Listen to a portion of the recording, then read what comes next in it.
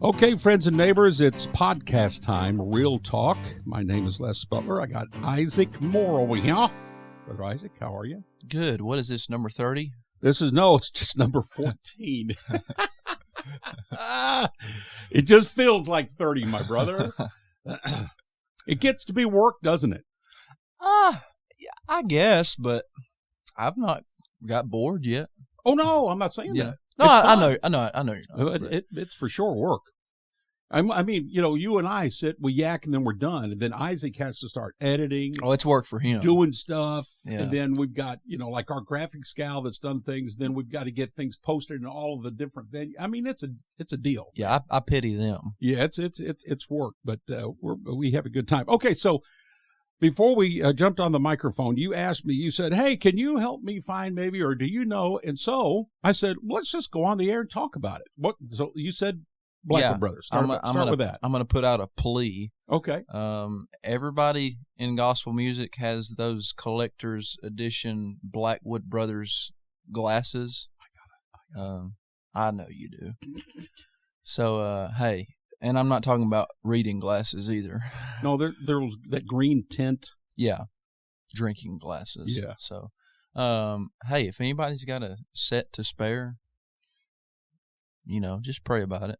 Or know where one is, maybe you can at least talk to somebody about it. Right. So there's that, and then the other thing that I want is the Hovey Lister limited edition painting. Yep. You have that too. I do. I'm quite jealous. Very blessed. Yeah. So my little weasel brother Elisha has got one of those paintings. It was just given to him. For who? A fan of his? I think it was Charlie Sexton. You know who he is? Yeah. Yeah. Gospel guru, and I think it was him that gave it to my brother. So I'm in competition with my brother, so I need to. I'm just kidding. I could care less about competing, but I would like one of those as well. So if anybody has that limited edition, how many? Do you remember how many of those there were? I don't remember. Anyway, it's a picture of Hovey playing a piano with who's the little girl that's sitting on the. I think it's something with Sherry Easter.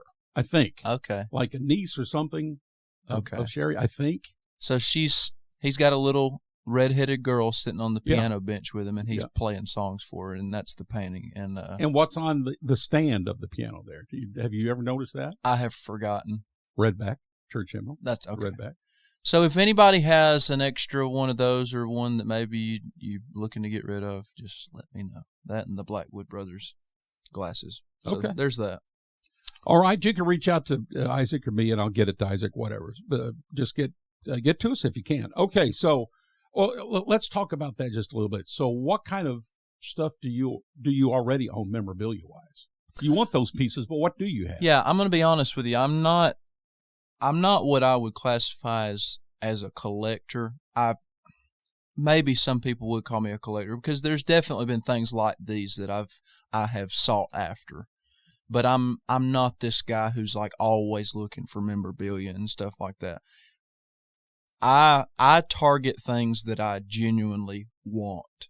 Like, I don't. Basically, what I'm trying to say is I don't go after things just so I can say I have them. I understand. Yeah. I don't have the money to do that, so everything I have, I want it. Yeah. Yeah. So, there's a lot of cool things that people collect in gospel music that I don't have, just because I haven't. It's just not hit me like the desire to have it. Yeah.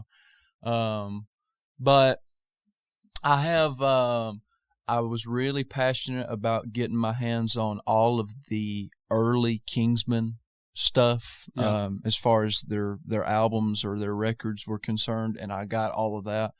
I wanted to, obviously, as a member of the Inspirations, to complete my set of Inspirations LPs. I did that. That was shockingly difficult. Even as a member of the Inspirations, it took me 4.5 years to get the last one. What was the last one? The Through the Gates album. A lot of people don't even know about that album because it wasn't. I wouldn't even say it was a a real Inspirations album. It was a deal where the evangelist Ralph Sexton, Senior, by the way. Ralph Senior, would preach a few minutes of sermon, and then the Inspirations would sing a song. Mm-hmm. Then he would preach a few more minutes of sermon. They would sing a song, and it was that way through the whole album. So I don't even know if it was ever on the Inspirations table. If anything, I think it was more of a Ralph Sexton project than it was an Inspirations project. Yeah. But anyway, I mean, they're on it. They sang on it. So it's an Inspirations album to some extent. So, I don't have that one. You don't have that? No, I'm going to have to find it. I'm shocked you don't. Yeah, but I mean, even as a member of the group, it took me 4.5 years to come into one. Wow. Okay. So that's how rare that is. I got to find that. So that was one. I mean, outside of that and a few more records, I mean, there's not been many things that I've really sought for my collection. But well, it'll happen. I mean, you're young. You've got a long time to, find pieces and, I've just been real careful about filling my house up. Some people aren't that. Some people aren't that way, and I don't judge those people. I mean, if that's what they enjoy, I mean, I don't care. Yeah. But I'll give you an earful about me. Well, I'm just I mean, I'll be the first to admit that I'm OCD. I don't like clutter. Okay. So if I'm after something, it's got to be like I really want this piece. You have to have a place for this piece? Yeah. Or you're not going... Yeah, pretty much. Okay. Wow. I mean, I applaud you, man. I don't want to just have a room full of stuff where I can barely walk. And again, I know plenty of people. You're kind of like that. I get it. It's just not me. If you go in my office now, you will see underneath my desk multiple boxes. Yeah. It's full of memorabilia. Mm-hmm. And in the far right-hand corner, a bunch of plaques and pictures and this and that that's stacked up over there. And then in my home, I've got a shed full of vinyl, CDs, thousands. And then in my office at the house, all of that.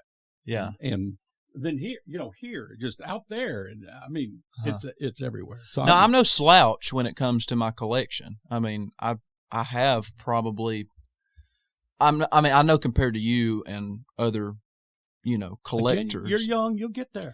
Well, here's the thing though. I don't think I want to get there. Okay.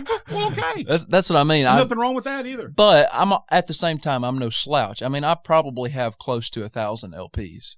I mean, that's serious, man. Yeah, I have somewhere between 500 and 1,000, I would say. That's serious. But the people who have, I mean, what do you have? Probably two to 3,000. Yeah.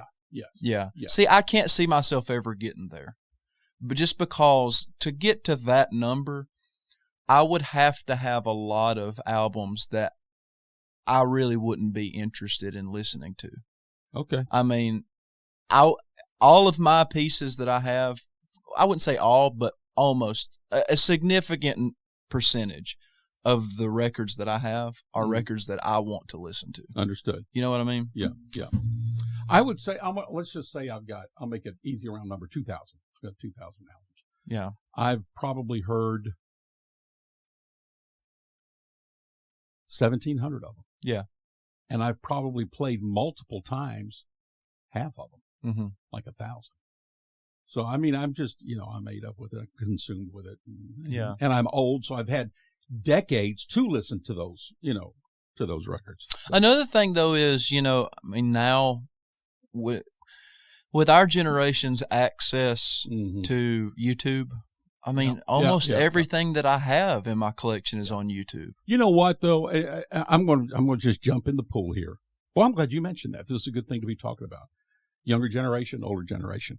I think you're missing out on so much by not having the physical stuff. I really do. Oh, no, I agree with You're that. missing out on so much. Yeah, no. Having it in your hands, looking, reading, liner notes and who played on this and that, and writers and publishers, and the smell of the cardboard and the vinyl. And, oh, man, I think y'all are missing a lot. Yeah. No, and let me clarify something. The records I have, I do listen to. I have a Oh, vinyl I know player. you do. I'm playing my records, but I'll go off of that. Yeah, if you're a younger person and you're listening, I mean, and you're really getting into gospel music, Les is totally right about that. I mean, there's something much more meaningful and special about actually having the old record in your hands. Yeah. It's and playing it and spinning it, putting that needle down. Yes. I'm telling you, Yes. it's so. I don't care if you have the best speakers in your car, or I don't care if you got a brand new car with the best state of the art Bose speakers in there. Spinning the record on a record player and putting that needle down is a different sound and it's a different feeling. So I concur with Preach you. on, my brother. Now, that Yeah, said, I'm going to flip it around. Now the old man's going to say this. I have Apple Music. I got 18 billion songs in my Apple playlist. I go to YouTube and I dial stuff up from the past and new and whatever. So, I play in both pools. I splash around in both pools. That's me.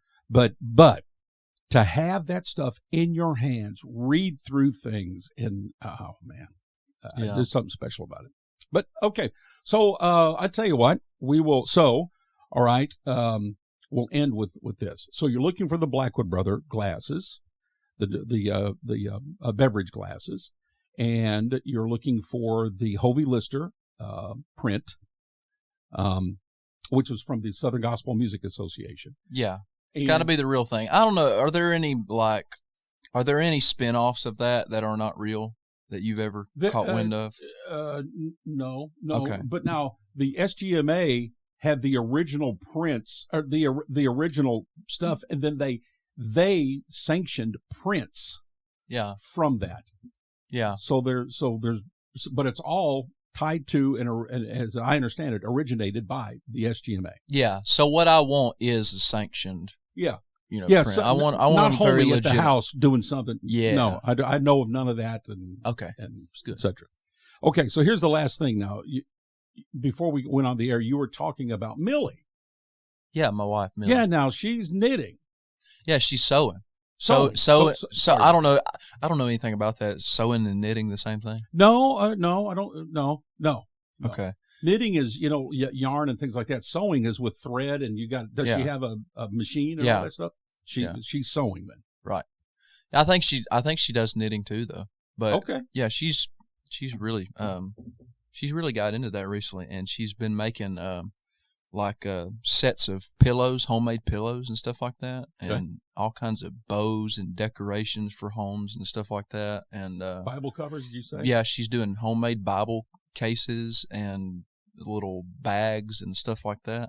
And she's doing, it looks so good. She's not even been doing it long, and they look perfect. They're so meticulous. And but I was going to say, if any of you ladies are listening and you'd like a really beautiful homemade pillow set for your living room or your bedroom or whatever in your house, or a pretty bow for decoration, or a Bible cover, I'm telling you, they are beautiful. So, just shoot me a message on Facebook or something like that if you'd be interested. She's doing great work.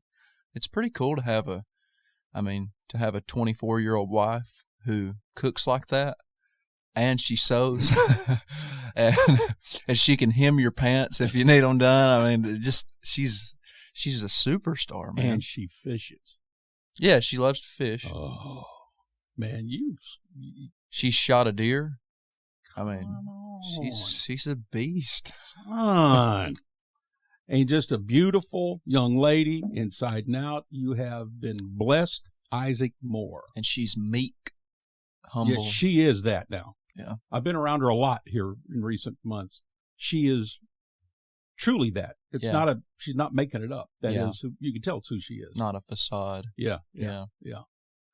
Well, so how does she have any of her stuff like posted on Facebook or something? Can people go see it somewhere? Yeah. Well, here's the thing. If you want to go to her Facebook page, she's got a Facebook page. Just look up Millie Moore, Millie. I think she's posted several things on there. She's not really tried to scale it up as a business or anything. She, like I said, she's just started doing it, but she's posted a few things and she's put some feelers out. And I think she wants to work toward that. So I think, I've not told her I was doing this today. I actually just thought about plugging this like 10 minutes ago. But I think it'd be a nice surprise for all of you ladies that are listening. If you can think of something that you would like for your home or look up a pattern, she's been going out for people that have asked and just buying the materials, and it's just gorgeous work. I mean, it's all home crafted, and it'd be a nice surprise to throw her way. It'll put some extra spending money in her pocket. There you go. Yeah. Well, so for the Blackwood Brother glasses, the Holy print, let's forget Millie. You just said to go to her Facebook page. How can people get a hold of you if they've got some leads on these other things for you? Same thing. Message. Look up my page. Even for Millie stuff, if you want to message me about it, I'll forward it to her. But yeah, just look me up on Facebook. And make sure you spell my name right. I'm gonna tell you something, Les. That we need to bring back the pet peeve. Go ahead. Segment. Okay, we'll come back with it. Why can nobody spell Isaac? We'll come back. No, I'm not being mean. But it is comical to me that nobody can spell my name. I bet you they do double S. Yes, more than double A. That's what it is. Yeah, I hardly ever see somebody spell my name correctly. Okay, with 2 A's. But no, I'm not upset at anybody. I'm just teasing. But it is pretty funny. I mean, I didn't think it was that. It's a 5-letter word. I mean, I didn't think it was the hardest name in the world to and spell. it's a Bible word, a Bible name. So anytime that I go to a place like Zaxby's or something, and they ask for your name, anytime that they spell my name right, I'm like, thank you. Yeah. I thought you were going to go not to the Isaac, but to the More, like More. They didn't do the double O. I've never got that. Really? I have never had my last name spelled wrong. Okay. I thought that's where you were going to go. I thought everybody would spell Isaac correctly. You would think, but okay. No. But hey, if you've done that, it's okay. All right. We're done with the first segment. We're going to come back. We're going to head back toward concert promotions. Now, the last, I think maybe one podcast removed, we kind of got deep in the woods in it. It was really good. And I've got an additional thought that I want to throw in there. And Isaac, you said that you had some more things, and so we'll look at that. And I got some other things too, and something that Scott Fowler I saw online yesterday that he did that ties into this that I want to bring to your attention, and it's really, really good. Okay, so we'll come back with all that. Les Butler, Isaac Moore here. Real talk. Don't move. Well, welcome back to Real Talk. Les Butler here, Isaac Moore, and we've got we're starting into the second segment here, and a couple of podcasts removed, we were talking about concert promotions. John Baker from West Liberty, Kentucky, sent us an email saying, "I have a question that I wondered if it would be a good conversation piece on the podcast. What is the best way to start promoting a gospel concert? I already have a vision for how I would love to bring Southern Gospel to my hometown at some point. I've never organized a concert of any kind, even on a small scale, and know that I honestly don't have connections yet to really make it happen. I know it's in my heart to get folks around here exposed to the music, but that's all I've got to go on for now. I appreciate you all and your time." So we kind of got deep into it, and it was really good. You had great comments, and I'll start the ball rolling here. One thing that I wanted to try to sneak in on the last one, but we ran out of time, because I think we might have started talking about how to fund, or maybe that's where I wanted to go, about how to fund something like that. I'll tell you something that that has helped many concert promoters, and I learned this from Ron Blackwood. And Ron used to go and sell program books. He would go and sell program books. He'd go into the whatever town, like in this case for John Barker, I guess it'd be West Liberty, Kentucky. Go to business owners and sell business card sized ads very inexpensively. Maybe get an anchor advertiser that got maybe the whole back cover of the little booklet that they would hand out. And you put pictures of the group or groups that's going to be there, their bios, have an autograph page in there, and you don't have to have glossy print and all that. You could do it very inexpensively, but it still looks great, and get the local businesses to buy into the book, and you pass out the book at the concert. Or if you want to try to do a series like 2 or 3, then you sell the promotion, the concert book for the entire year. So for the 2026 concert season, there's going to be 3 concerts, and you tell the advertisers they're going to be passed out in April and September and November, or whatever the 3 months are. And you print up however many hundreds that you think that you'll need. And you be sure also to give them to the businesses that supported you. Bring them some, pass them out to churches for them to pass out, and then at the concert itself. And I can't tell you the number of promoters that have done that I've worked with, hadn't lost a dime. Yeah. Before the singing sang the first note, they were even. Yeah. Or even made money. Right. And then whatever, a ticket price or whatever, however, you do the actual concert part, was in their pocket. Yeah. The group got paid from the program book sales, and then they made their money on the ticket sales. Have you ever worked with a promoter that's done that? Oh yeah, for sure. And I think that's a great method. I mean, if you can get the artist and your cost, taken care of before the concert even starts, it's a huge advantage. At the same time, I would say it's equally as important, if not more important, to, out of the gate, appease your base. And what I mean by that is every concert promoter has a fan base for their promotion. Right. Maybe this hadn't been thought about a lot, but I've given this a lot of personal thought.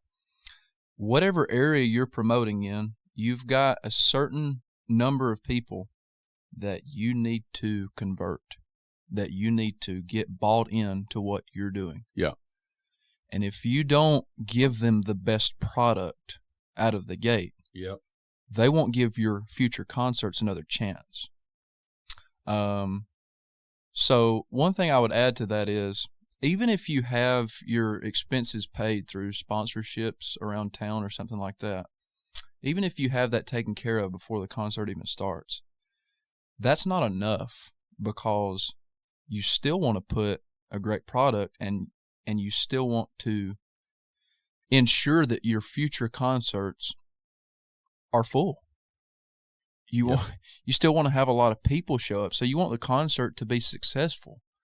And you don't want to bring in groups and them sing to just a handful of people.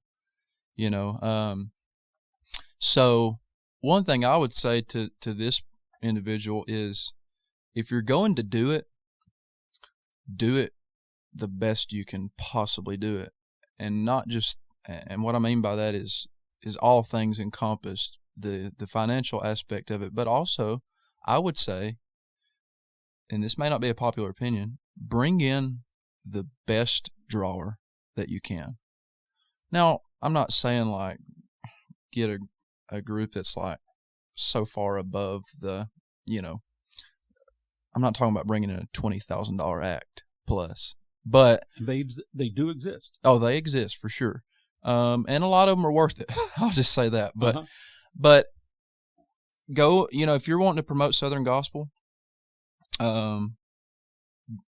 your first concert, swing for the fences. I'm not saying go and rent out at a 1,000-seat auditorium. Yeah. But bring in a group that don't do that. Yeah. I want to jump in. Don't do that. Yeah, all right, go ahead. That's a mistake. But bring in a group that draws the best. Yeah. Out of Southern gospel. Yeah. Do that. Yeah. And then, especially if you have sponsorships out of the gate, I mean, you cover yourself, you protect yourself. But here's the thing. You also have to think, it's not just about money. It's not just about taking care of your expenses or taking care of the group. If you want to be a promoter, you also want to set yourself up for the future, and you want to build your promotion brand. So give the people the very best. Give the people what they desire the most. I feel it's very important, especially, for your first one, just bring in one group. Yes. Agreed. The big multi-group concerts really, really get old to a lot of people. Yes. People when they come. We talked about that on the last one, but we did, on. but that's one that needs to. Yes. That needs to be brought up every time this conversation comes up. Now you may want to do one thing. If you have a group locally that really does have traction locally, like they're pretty good, and they have a sure enough real following. Yeah. Like not a pretend following, but like people go and see this person or this group or this whatever when they go out locally. You might want to let them open up, but when they open up, they don't do full sets like the other groups. They do 10, 15 minutes and they're gone. Right. You might want to do that. I'm not saying you should, but you might want to consider that. Yeah, in certain instances, I think I think you need to be very selective about that. Big time. I don't know, I'm really.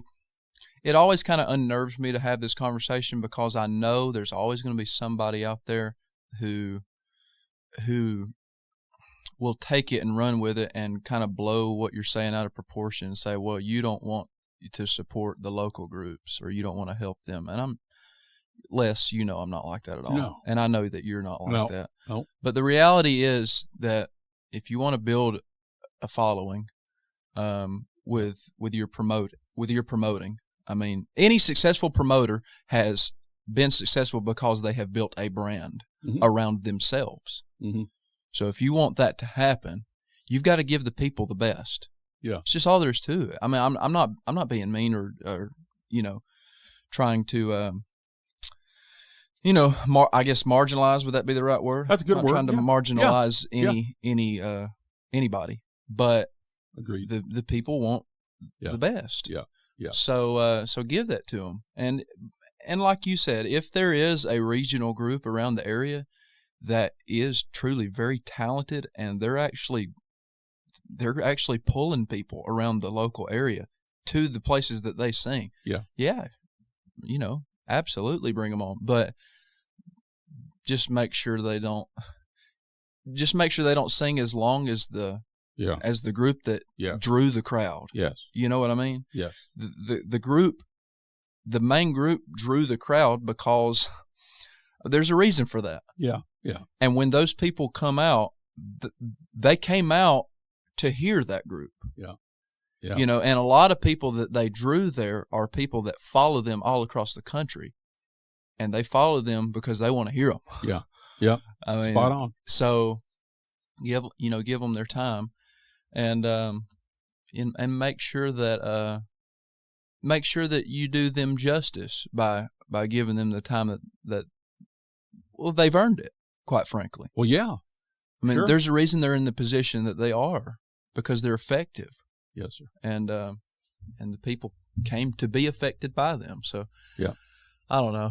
Spot on. There's so much you could say. I'm trying to be so careful because, quite frankly, I'm always afraid I'm going to offend somebody. Well, and you always are going to offend somebody. You are, no matter what. But the question was posed, and this is real talk. And we're doing exactly that. Yeah. We are telling the truth as we see it and have experienced it. Yeah. Experience allows us to talk about lots of things. If I haven't experienced something, I haven't experienced giving birth to our children, I can't talk about that. Right. I'd have to bring a microphone to my wife and say, Bev, start talking about, the process of giving birth and, what that's all about. But you've done this. Yeah. You can talk about that. I've done this for 50 years. I certainly can talk about it.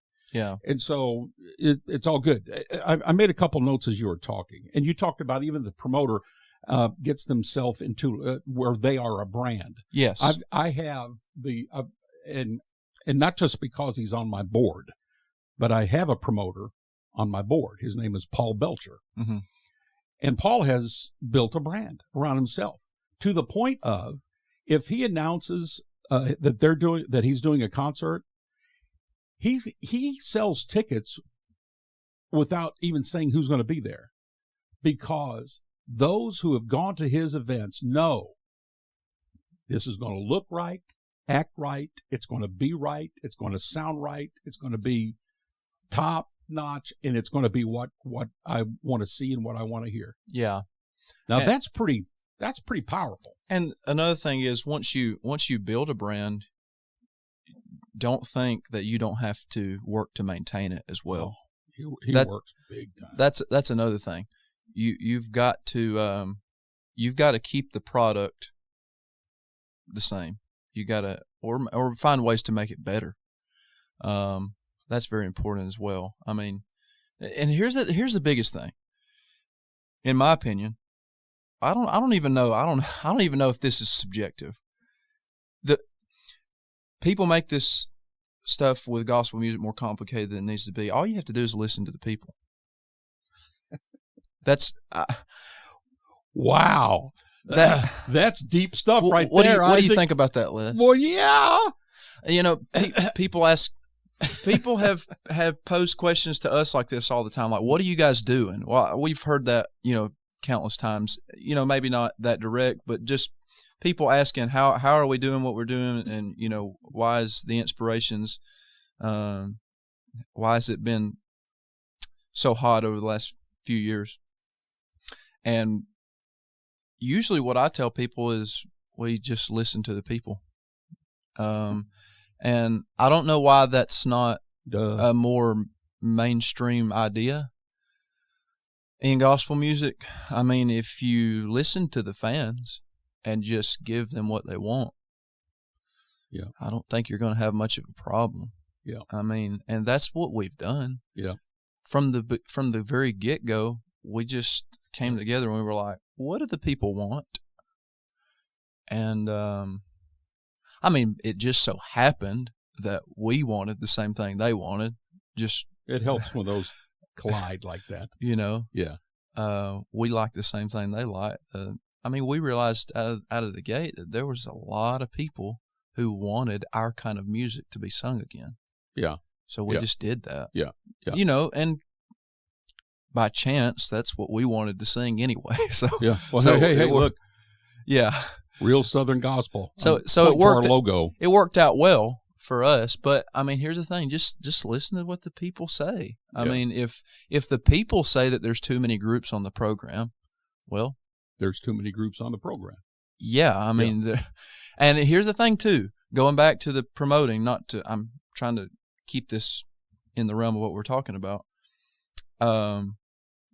If people come to a concert and they leave feeling that there were too many groups, and it watered the program down too much, or it took, because there were so many groups, it took time away from the group that they really wanted to hear, they're not going to come back. They're not. I promise you. I've seen it for decades.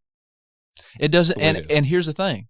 It doesn't matter, even if you have another concert and have their favorite group on the program, they still won't come back, even though you have their favorite group on the program, because they know when they come back that their favorite group isn't going to get enough time to sing. So, period. That's that. So just listen to the people. And I've heard the people ever since I started singing saying that they don't like to go to concerts that have too many groups. Yeah. And most of those people aren't even saying that they wish this group was the only group. They're just saying they don't want too many. Yeah. So I don't know why. I think I said this in the last one, but I'm going to repeat it even if I did. I don't see the need to have any more than two groups. I really don't. Agreed. Two groups, they both sing 50 minutes apiece to an hour at the most. Uh-huh. Well, you got 2 hours. Yeah. That's a concert. Yeah. That's I mean, if you were to go to say another genre of music, most concerts I would think would last hour and a half to 2 hours. Typically. Something like that in that realm. So if you have two groups, make them, both of them sing an hour apiece. Everybody gets ample amount of time. Yeah. To put their product on display and to bless the people. They have enough time in an hours long set to both be funny, have some unserious moments where they just make people laugh and they make people smile. Yeah. And you still have enough time to also get to the place where it becomes spiritual and they get serious. Yeah. Or they have enough time also to maybe, like in our case, switch from piano and do a few acoustic numbers. Yeah. With Luke playing the guitar and me playing the bass, or we do an instrumental, so you got time to do everything that a group would normally do, to have a full program that's diverse and shows all sides of what they're capable of. And there you have it. Well, I've written down more notes. Honest to goodness, this could be like 18 podcasts, I think. But I want to forgo them. We've done a lot, and if you've been thinking about doing a concert promotion of some kind, you've heard some great information here over those 2 podcasts. I will say this, everything you do as unto the Lord. Make it look right, act right, sound right, be right, do right. Have it be a great experience for everyone that comes in. Have the platform, cleaned and looking sharp for people to look at. If you have another concert planned, have tickets for that next concert available at the current one. Oh, absolutely. So people can say, yep, I'll see you 2 months from now. We'll be back. Yeah. I want my tickets tonight. That's that kind of thing. Great idea. Got to have them. And here's the thing. If you put on a successful concert and clearly the whole audience really enjoys the product that you put out there, and you've already got another one booked with a great group that's going to draw some people that it's a lovable group. If at the end of that concert you mention that and you've got tickets, you're going to find a lot of people buying them before they even get out the door. Yeah, it's going to happen. But if you, and I'm not, for lack of a better term, this is what I'm going to use. I can't think of another one. If you blow it, yeah, they're not going to buy your ticket for the next one. Yeah. So do it right and really put a lot of thought into it, and get the right group there. Don't bring too many groups in. Give them ample time to sing. Don't do too much blabbering about this and that and the other. Just make it a good experience for people, and you'll ensure that the next one's just as successful, if not more successful. See, I said I wasn't going to say anything else, and I did, and then you jumped on. We could do this for forever. Forever. It really. Okay, now I'm not going to say anything else. Okay, so we're going to come back in a moment, and we are going to kind of tie into what we've been talking about, but it's different. And I'm going to go to Scott Fowler, a post that he made recently, and it really had me stopping and going, So we'll do that in just a moment. Les Butler, Isaac Moore. Real talk. Don't move.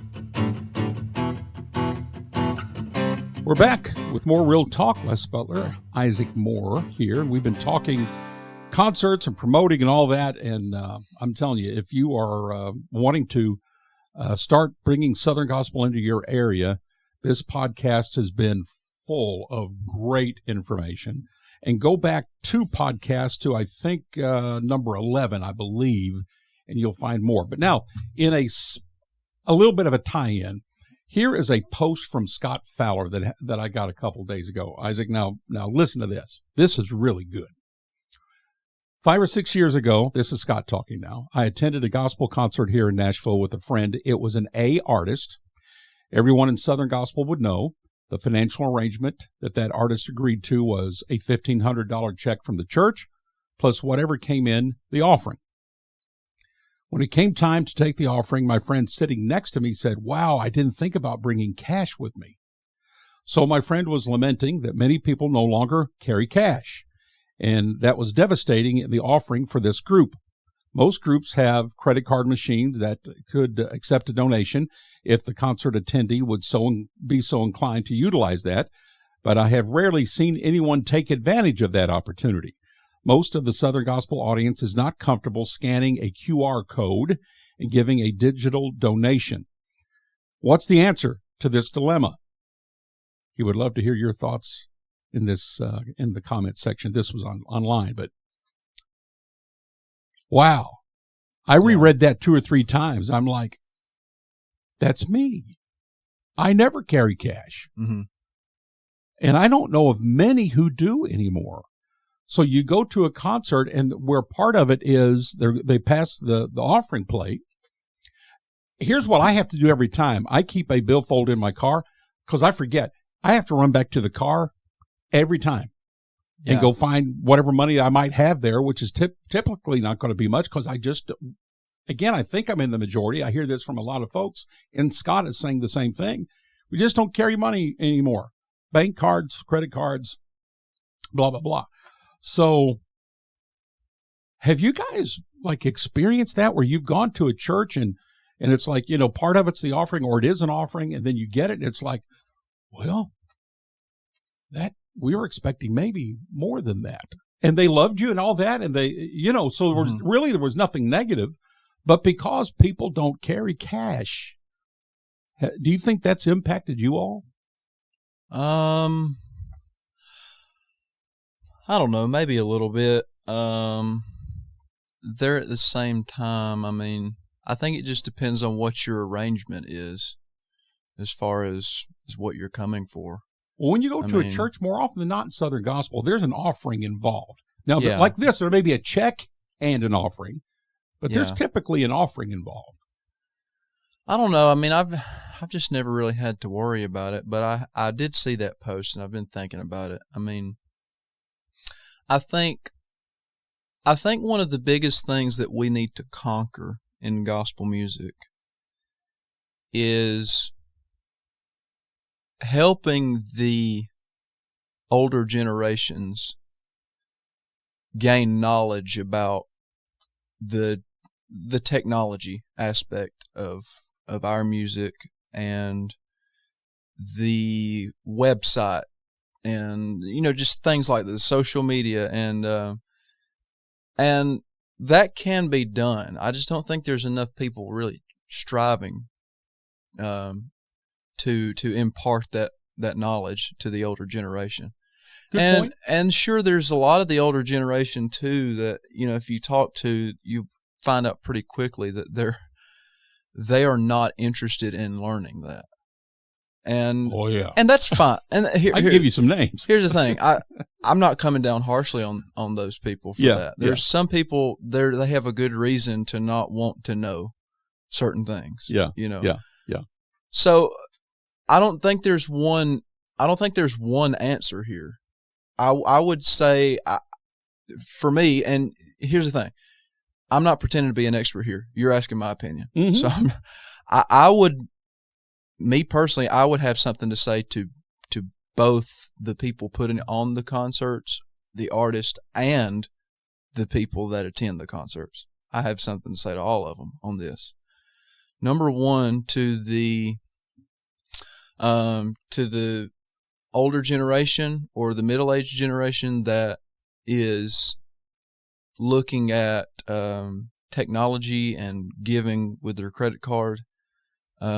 Like it's a taboo thing. Mm-hmm. Stop. It's fine. You're going to be fine. Now, to some people are going to. I don't want anybody to think I'm being disrespectful here. I promise you, I'm not. But here's the thing: think about it this way. If you're going to a gospel concert, you're probably not running into any scam artist. I mean, sure, there's a potential. There's always dishonest people out there, but you're going to a gospel concert. I mean, if you believe that the group you went to see is an honest group and the person putting on the promotion is an honest promoter, they're not scamming you out of any money. Give them a donation with your credit card if you have the opportunity. If you didn't bring any cash, it's going to be fine. You can trust them. Yeah, they're good people, So maybe get out of that mindset, Good point. You're going to be fine. Keep going. So then I would say to the promoters, you need to reassure people of that. You need to find ways to do that. You need to explain it better to them, because if they don't understand where their money's going to or how it's being transferred or what have you, That's probably a lot of the reason they are fearful. Maybe you haven't done a good enough job of explaining to them the process or what it means to give a donation digitally. Or maybe you've not showed them how to do it. Mm-hmm. Make it easier for them to do. Mm-hmm. And then I guess that same thing can be said to the group, just make it easier and try to impart that wisdom on the older generation that's a little bit afraid of that outlet. So, okay. I mean, that's about all I've got. I mean, I'd like to hear what you have to say. Well, I'm going to go down the phrase that you've used 3 or 4 times in the last minute, and that is make it easier for them to do. How do you do that? I mean, here's some things that come to mind, and I'm not even saying I'm for this. I'm just saying these are the things that jump into my mind as soon as I hear you say that, make it easier for them to do. Do you have, like you've got people that are passing the plate around? Do you have one person going down the middle aisle, following them, like with the credit card machine? Oh, yeah. Saying, if you don't have cash and you want to use your bank card, I can help you with that, following them. So is it literally as the hat's being passed, they're following with a credit machine? Or does the promoter make that announcement right then? If you didn't bring cash and you do want to bless this group, we've got a gentleman right in the back right corner. His name is Bill. Wave at him, Bill. Go back right now as everybody's picking up the cash. They're taking the offering. You go back to the back corner with your bank card, and he's going to help you with that. Do you do that? I think you have to. Or what's another option? I think you have to marry that with a statement. So I think if you got somebody, and I think that's a great idea, by the way, to have somebody or multiple people with a little square reader. For those of you who maybe are not familiar with what that is, the company Square makes these readers. Most groups have a Square credit card reader. That's the brand name. Yeah. And they make all kinds of different ones. Some of them are big, some of them are small. Some of them you can fit in your pocket and just carry it around and connect it to your phone. Yeah. And I promise you folks that are listening, you're skeptical.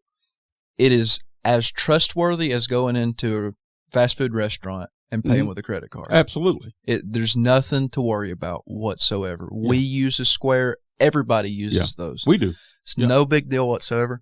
But I think, going off of what you said, if you make that option available to the people and you say something about, hey, go to this person or that person, or we have multiple people that have a reader and pay with a card, I think you need to marry that with the statement of something to that effect and say, hey, folks, we want to. If you're skeptical about this, you can know and believe that this is just as trustworthy as you paying at a restaurant with your charge card. Yeah. And I think you just need to reassure education. Yeah, reassure the older generation. And it's not for anybody who may be offended. It's not calling anybody stupid. You're not. We're not doing that. No, we're not saying that they're dumb or that we need to educate them because they don't know this or that. It's just sometimes you just need to make people aware. Yeah.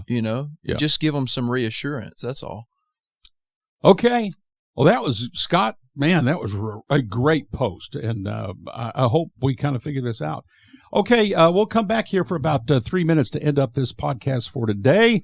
Don't move. Les Butler, Isaac Moore here. Real Talk coming back in a moment. Okay, friends, we're back. I'm Les Butler. Isaac Moore is here. Real Talk, the podcast. And we've been talking about concert promotion stuff and Scott Fowler's post from a few days ago about folks that go to Southern Gospel concerts and services at churches, and they take up an offering and, we don't carry cash anymore. Mm-hmm. But I've got my credit card. So we talked about that. And so anyway, that's been really great. I want to end with this. And so we've got three minutes. I want to go back to the beginning of this podcast. You are personally looking for and hoping to find the Blackwood Brother drinking glasses, the soft drink glasses, the green ones with them etched into the glasses. And it needs to be a complete set. Complete set. It's 5. 5. Complete set is 5. And then the other thing was the Hovey Lister. Yeah, the painting. Painting from the SGMA. Mm-hmm. And then we also talked about Millie and what she's doing. Yeah. Remind the folks about that. So she's got the sewing machine out, going crazy, making some of the prettiest stuff you've ever seen. Homemade pillow sets, all kinds of home decorations, ribbons and bows and Bible cases and covers and little bags and what have you. So go look her up on Facebook and see some of the little things she's been making, and it'll be a nice surprise. Scale her little business up some. Yeah. She's not made a point to make it a business, but I think she would if enough people were to bite. And this is going to be airing, I don't know when this is going to be airing, but it's going to be before the Singing in the Smokies. So let's touch on that. So she's planning on bringing a bunch of stuff to the Singing in the Smokies. There you go. There you go. So if you're there, you can go. Well, I guess it'll be at your booth or by your booth or your table. She's made some of the prettiest pillow sets you have ever seen. So she'll do like 2 decorative pillows and then another smaller one, or put a matching bow with it or something like that. It's really beautiful stuff. And a lot of ladies around our church are really loving her Bible cases. She's making those. They're great. So, come and visit her and you all at the Singing in the Smokies. And if all goes well, I'll be there. Yeah. Broadcasting live Thursday and Friday. It's going on Saturday, but I'm probably going to be heading back Saturday. But I'll be there for Thursday and Friday for sure, and broadcasting. So come and see us, and we might even figure out a way to do a podcast from there. That'd be cool. I'm going to work on that.